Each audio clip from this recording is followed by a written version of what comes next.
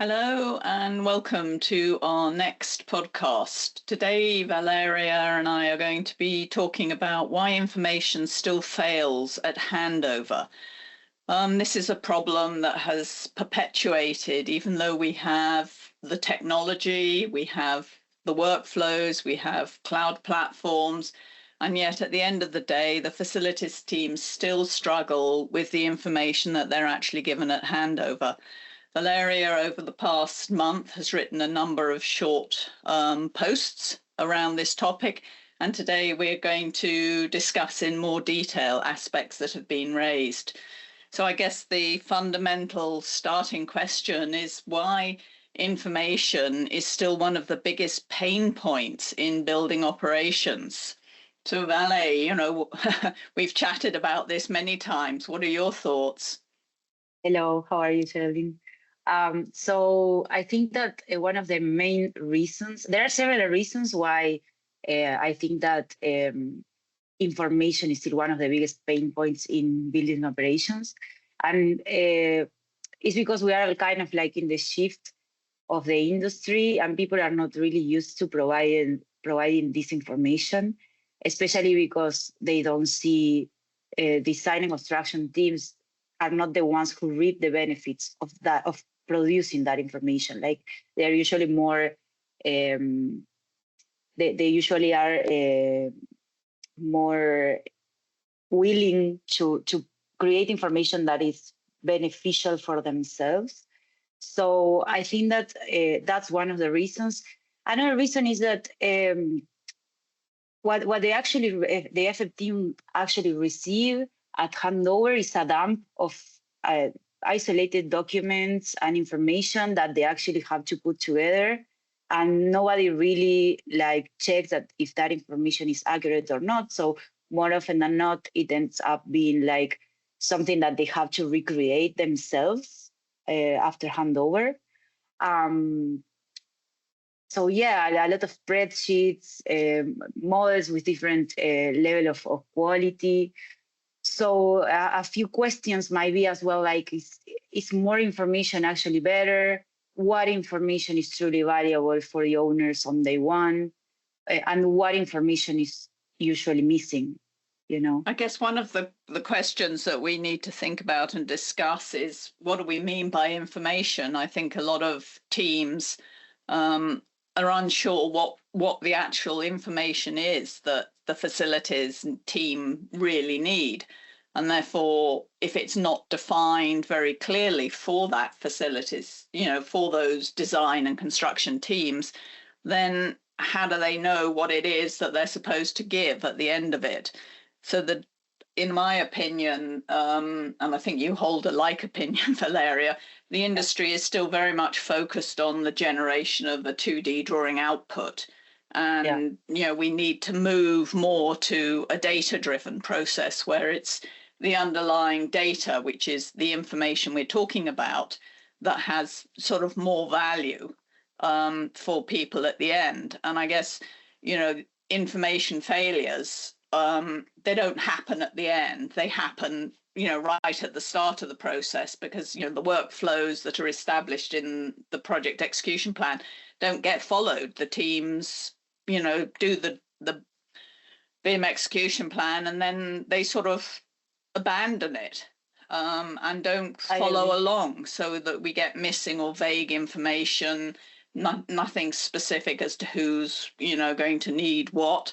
There's a sort of lack of alignment between what the owner needs and what the project deliverables actually happen to be.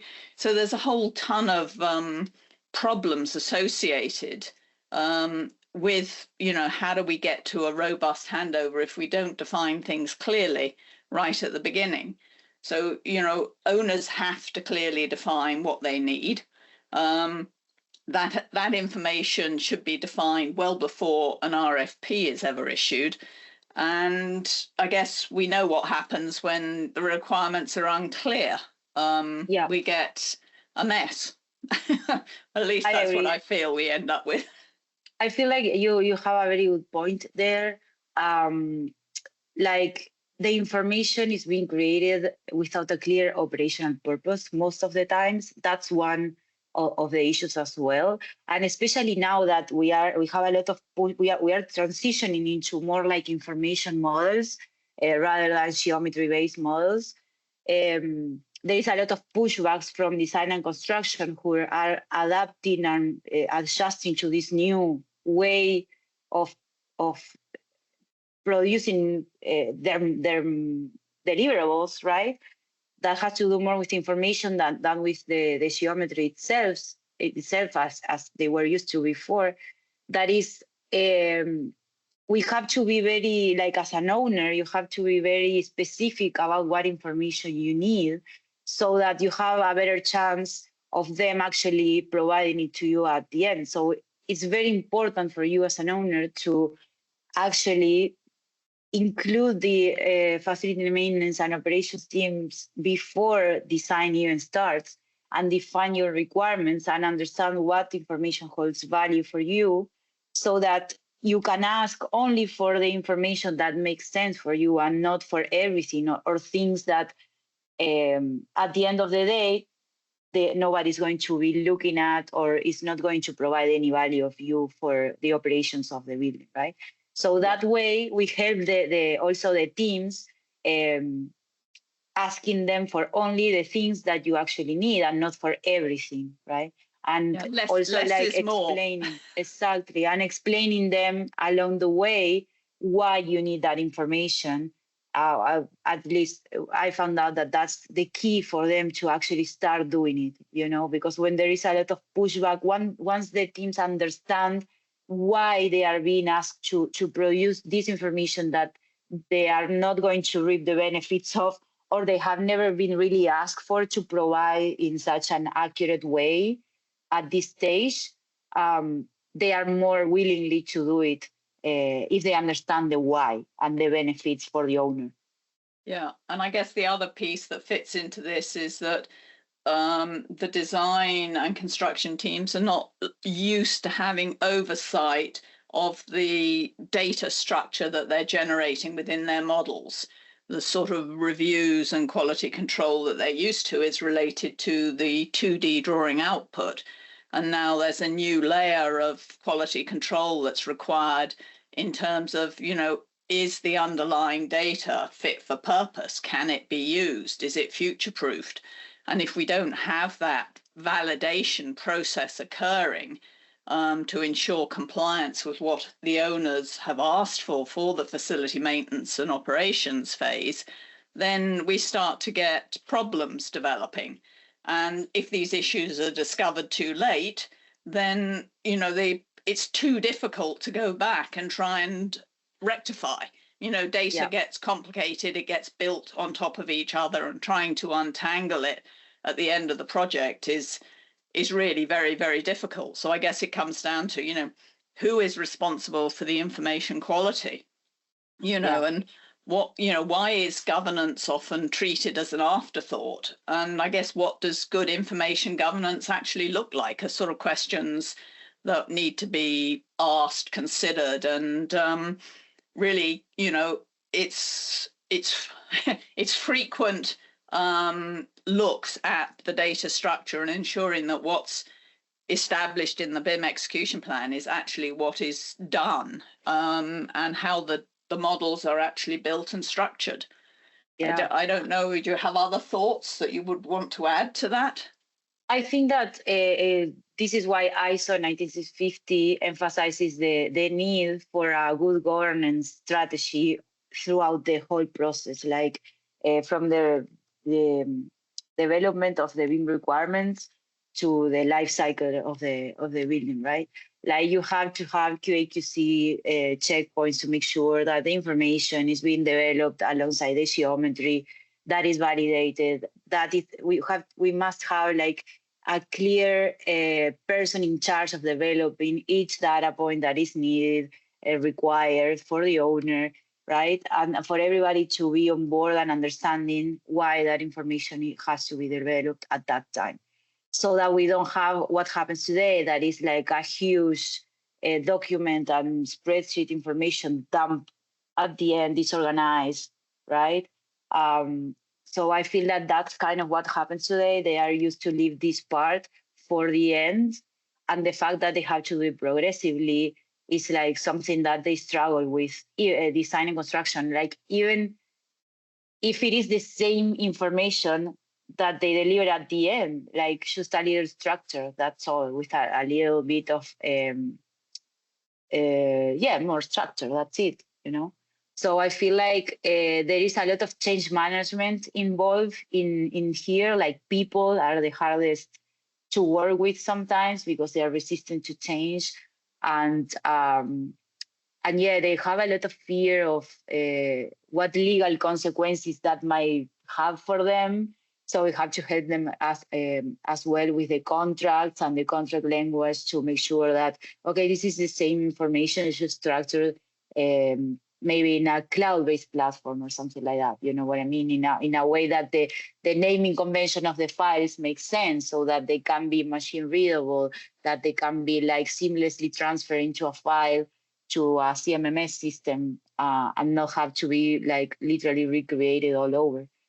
Yeah. So yeah, those are some of the things I think about that. You know what I mean?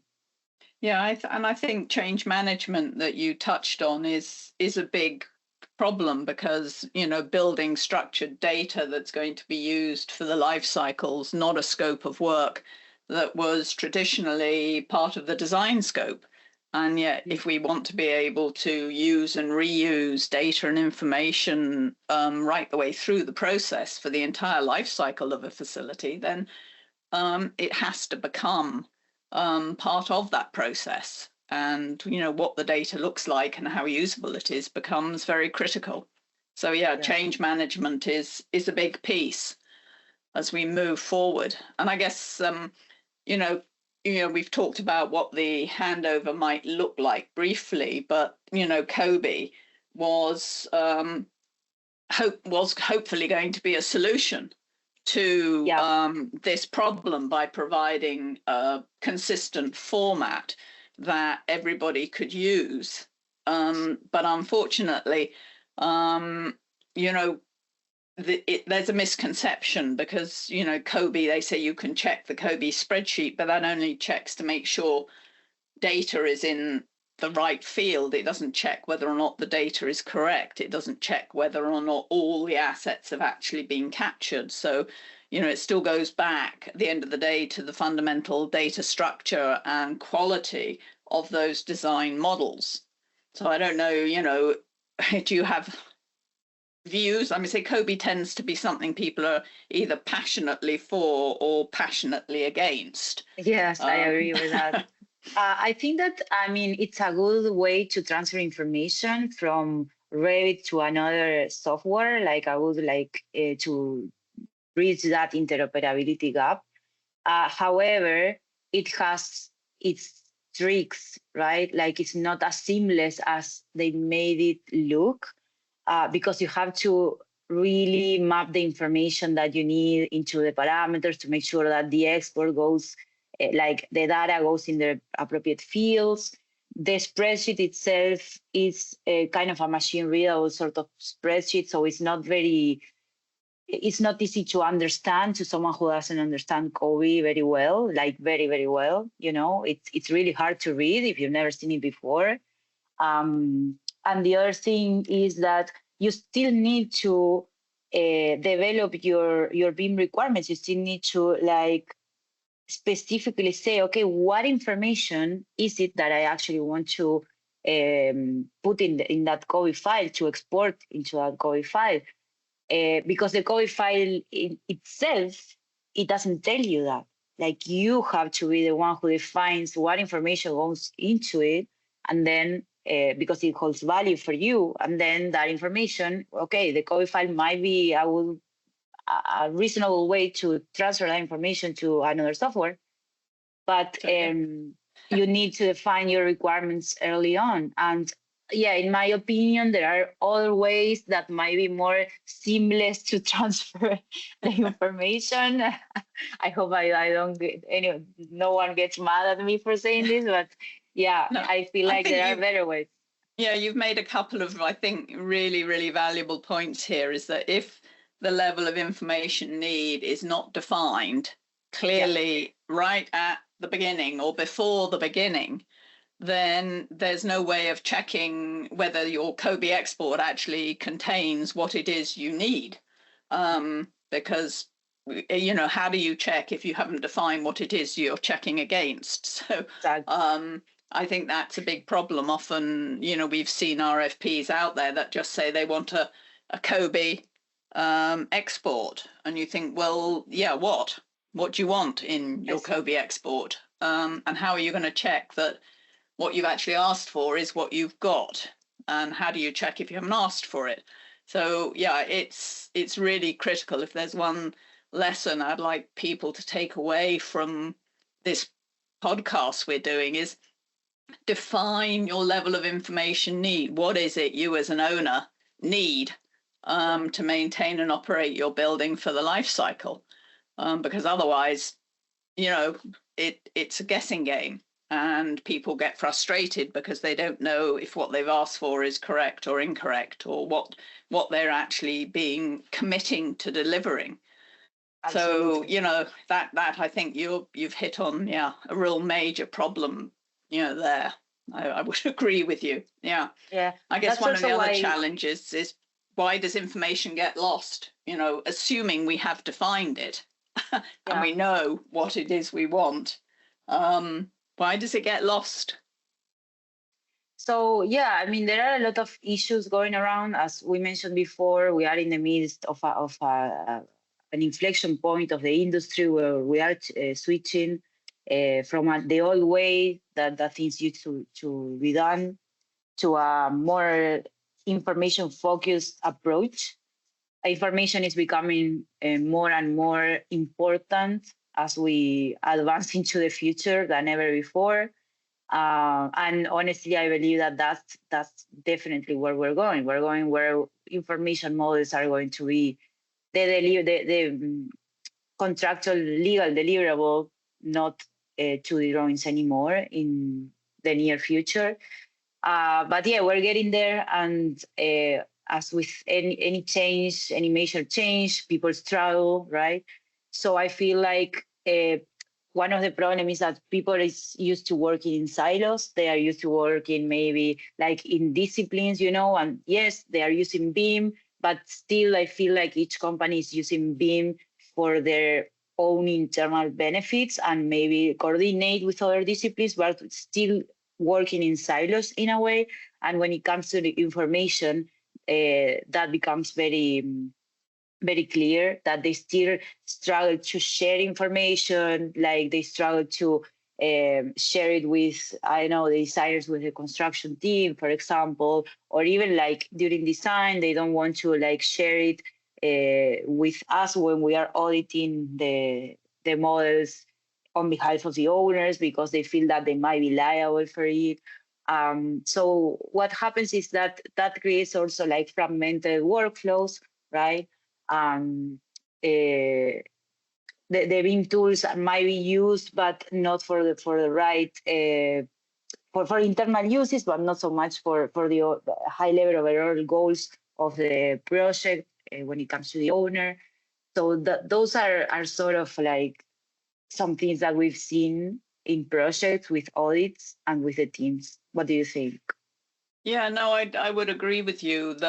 It's still very much a siloed approach. There is much more now with people sharing on, CDEs, but there's still very much my information, your information, and there is a sort of a disconnect in the concept of generating a project data set that reflects the building, not reflects just the accumulation of all the different disciplines models, but is actually at the start a consideration for what the end would look like for the owner, rather than having duplication all over the place, or assets that are there as not going to be used, but they're just surrounding the actual facility, the building, until they're, I'll move those later, or whatever. There's this sort of lack of the end goal being held in mind as you're building it. It is how I sort of feel it. And that comes down to what we've talked about earlier, is change management. We have to shift how we think about data, and we have to start trying to reuse this data and this information as opposed to recreate it. Currently we still seem to be design models and then recreate once we hit construction. So you get this disconnect as we move through the process. And then, when it comes to the handover, there's rather than being able to do it systematically as we go through construction, there's still this, we do that at the end. We hand over the buildings and then we assemble all the pieces of paper and put the binders together and give you record drawings. So, there's big shifts. Let me ask you a question. What do you think causes handover packages to become document dumps? The historic workflows, I think, that everybody's been used to, where you each group of people, each subtrades, well, you've got to provide these pieces of paper at the end of the project, and it's still very much focused on a paper process where the owner gets binders full of documents which are totally disconnected from the drawings. And then if you're on the FM side, you've got to go through those binders, you've got to go through those pieces of paper and try and find the information that you need to upload into your CMMS system or whatever software solution you're using. So, it's shifting to thinking, rather than piles of paper, there's specific pieces of data that I actually want to move through, and focusing on those. And the industry is used to doing that after handover of the facility, rather than during the actual construction phase of the project. And we see, this problem again and again and again, where even though teams are asked to provide specific pieces of information on approval of shop drawings, because then that would enable the facilities teams to start developing their preventative maintenance plans, they're reluctant to do it. They don't want to do it. They put it off and they put it off, and it sort of shifts to the end again. You know what I think? I agree with everything you said, but I also think that usually, like, everyone sees that the building is finalized after construction. Like, construction finishes and the building is done, and like the life cycle is not considered as part of the building in a way. You know what I mean? So everybody says, okay, agree with you. Yeah. Construction finishes, I dumped you all these documents and bye. Figure it out. I'm done. In a way, and we are trying to shift that mentality into, like, okay, no, the life cycle is part of the process, if not the most important part, because in numbers is certainly the most expensive part, and you have a much higher probability of impacting that cost during the life cycle if you do things properly, organized and structured during design and construction, right? Yeah.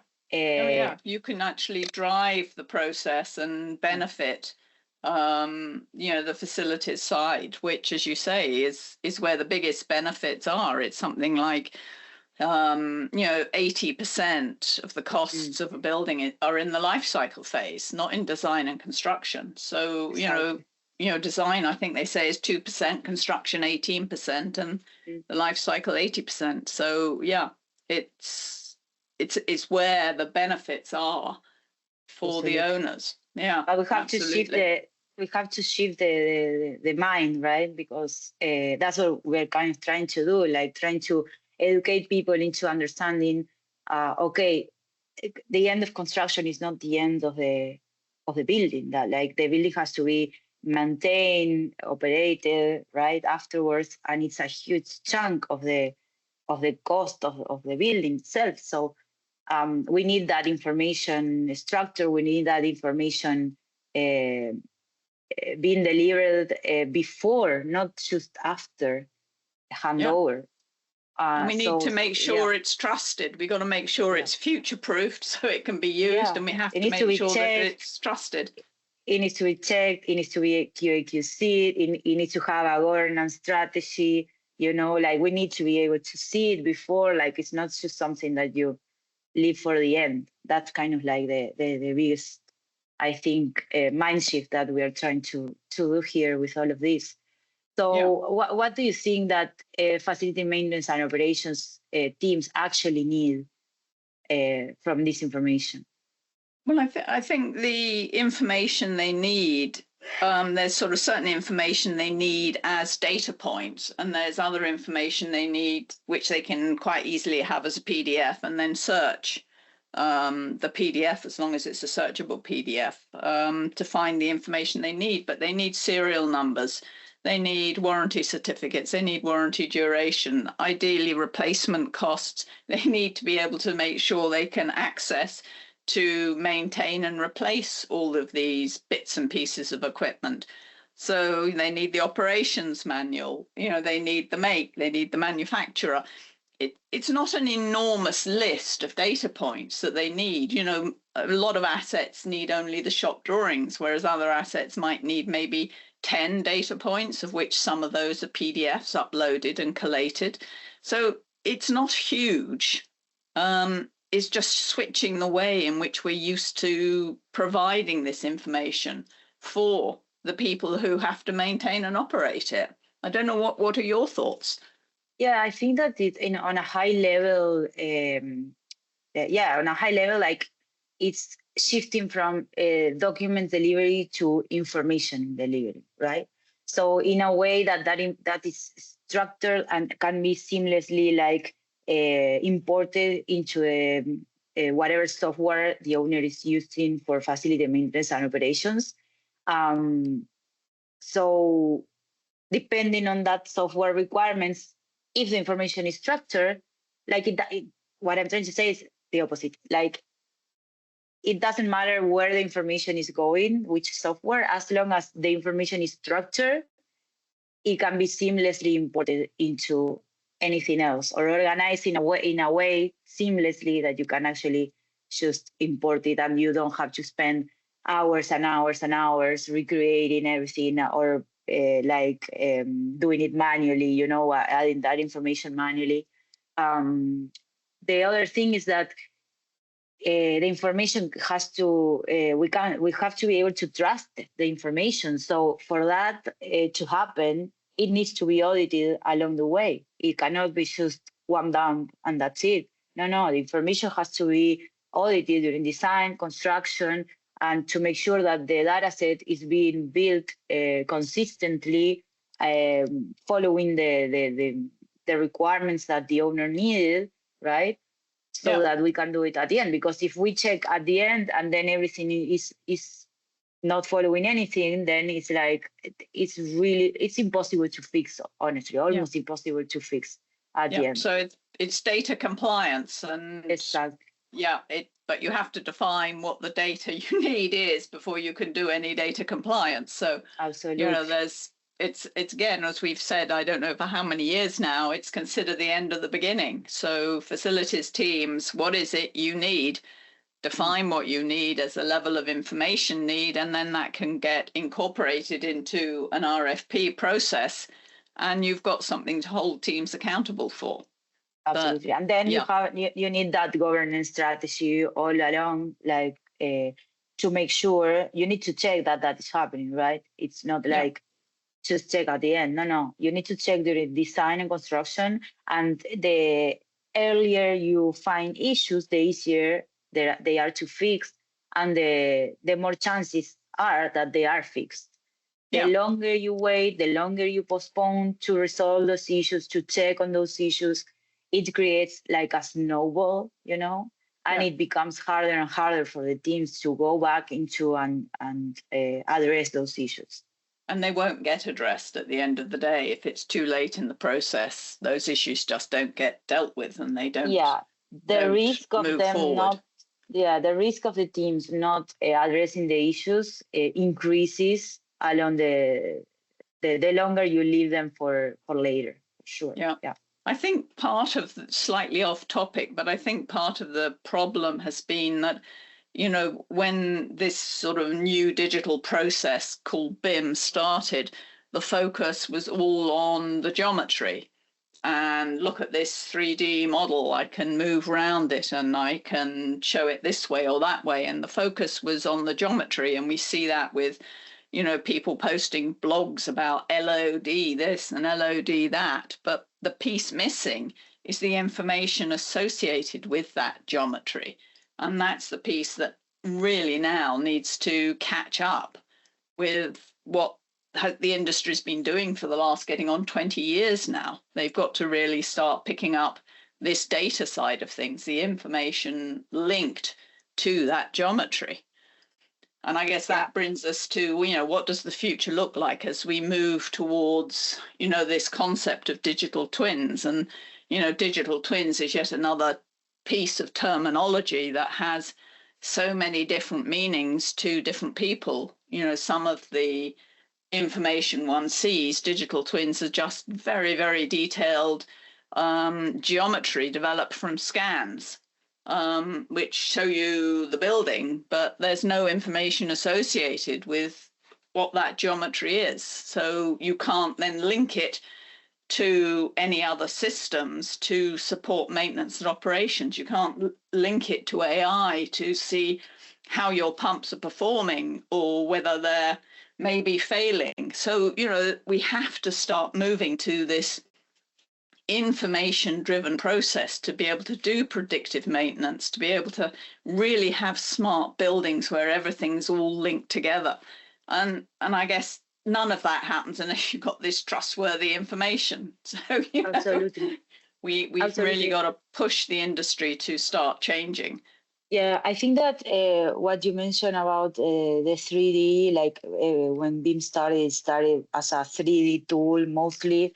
I agree. And I think that happens also for a reason, like to see an image is more powerful than to actually understand information, I feel. So it's really powerful to see a 3D, come to life or whatever, moving around the building inside, walkthroughs and whatnot. But when you see a spreadsheet full of all filled with 100 data points or thousands, or it's really uncomfortable, right? It's like, what am I looking at? And I feel like with AI now, we are all starting to understand the value of that information, because there are a lot of AI enabling tools nowadays, and more and more and more, that help you read that information, predict behaviors, predict maintenance, predict operations, failures, let you know when something needs to be replaced, maintained, and whatnot.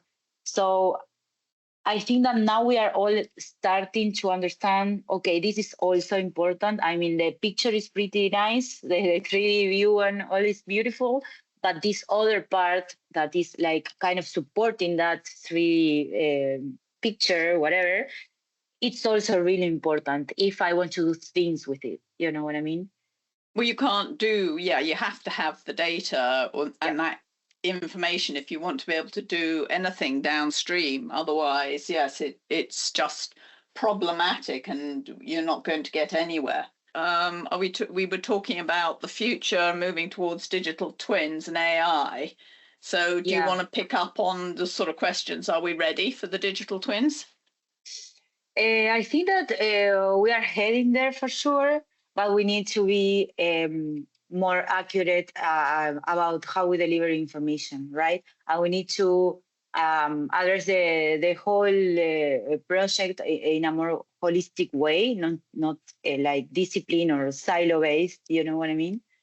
But when we are able to do that, when we are able to understand that information is as important as the geometry, we are going to be ready, really ready for digital twins. But yeah, we are, as we mentioned previously, we are in the midst of that change, and people is usually the ones that are more resistant to that change, to change their workflows, to change the way they work, right? Yeah, that's my opinion. So, well, I guess for me, if we think about, if there's one thing that we could change or one thing that we could actually influence, the industry of, what would it be? And I guess for me, it would be the capital side of delivering projects has to involve the life cycle side, the facilities side, in way before they issue the RFP, to ensure that what the facilities need for the life cycle is clearly articulated, clearly defined, with what this level of information need is. So that's what's the geometry, what are the data points that are needed, when are those data points needed, what are we going to use these data points for? And this has to be checked and it has to be audited. And if we do that and we follow that, then we can very rapidly move forward to this concept of a digital twin, because we will know we have the information that's needed. We know that it's been audited. We know we can trust it. We know it's future-proofed. And we can start moving this through to support the life cycle. So for me, that is the one thing that must happen to enable this to work. I don't know, what would you think? 100%. I think that that's the very first stone to put in this process. Like involve those who are going to use that information way before design actually happens, even before the design team is appointed, right? Like when the project is being developed, like you involve them, you talk to them, you understand what information they need and how they need it, and then you create your BIM requirements. That's the very first step. And that's what you mentioned before about like starting with the end in mind. And that is also a part of the problem nowadays, because the owner also works in silos, not just designers and construction, right? Because you have like capital planning, then you have project managers or whatever, and then you have FMO as another silo that comes like years after, and then when they usually get involved, it's like, no, this is not how we use the information, this is not how we name it, and like that discussion has to happen before, not during, and let alone after, right? Yeah. So that's one of the most important steps for a successful project. Involve the FMO team early on. 100%. And define clearly what it is you want, what you expect people to do, so that you can actually hold them accountable. We've seen, projects that we've been involved in where, the design team is really reluctant to have their models audited. There's real pushback. No, we can do it internally. We've got people on board. We don't need you, but this information has such value. It's so important that really, oversight is just sensible. You don't see your own mistakes. So, having that third party oversight is an absolute critical component in actually ensuring this data can be trusted and used. And it has to be regular. It cannot be once. It cannot be once at the end. It has to be throughout. Yeah, absolutely. Yeah, to make sure that it's following the agreed standards and processes. Okay, so thanks, Vale. We've had a jolly good conversation there. I really enjoyed it. And I guess anybody that's got any questions or would like any more information around this topic, please reach out to us. We'd love to hear from you. So thanks very much for listening to us. Thanks, Vale. Thank you. Bye. Bye.